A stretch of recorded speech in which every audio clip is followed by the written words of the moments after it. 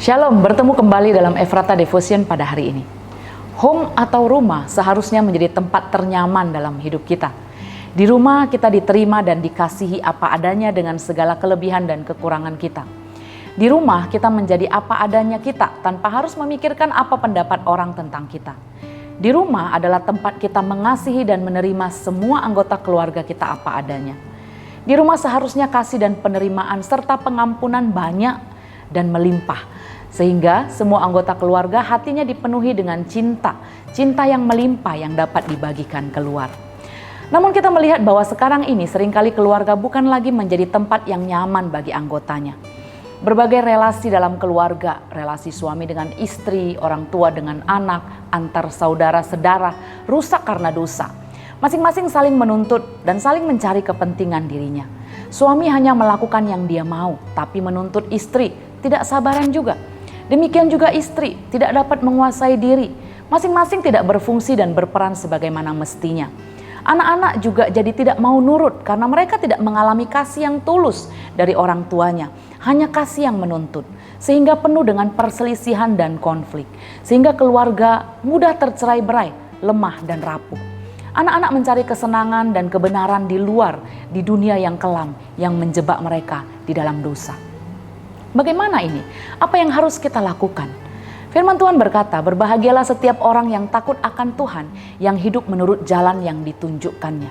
Yang harus kita lakukan agar kita dapat berbahagia dan diberkati adalah ketika setiap orang di keluarga itu takut akan Tuhan, yang hidupnya menurut jalan yang ditunjukkannya.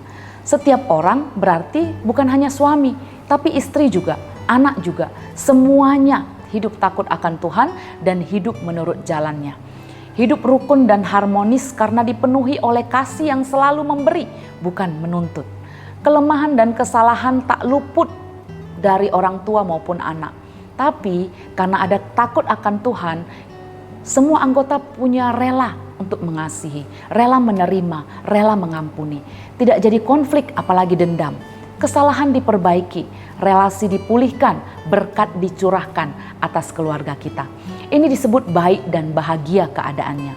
Ada kebahagiaan dan ada damai sejahtera. Maka harus disadari semua anggota keluarga harus terlibat dalam membangun keluarga dengan masing-masing memiliki hati yang mengasihi dan hidup di jalannya, hidup sesuai firman-Nya.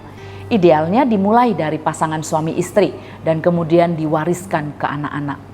Ini bisa jadi tidak mudah, namun jika kita mau berjuang untuk taat kepada jalannya Tuhan, kita akan dimampukan untuk mempunyai kasih, mempunyai kerelaan untuk berkorban, dan yakinlah bahwa dampaknya sangat layak untuk diperjuangkan bagi kita dan bagi keturunan kita.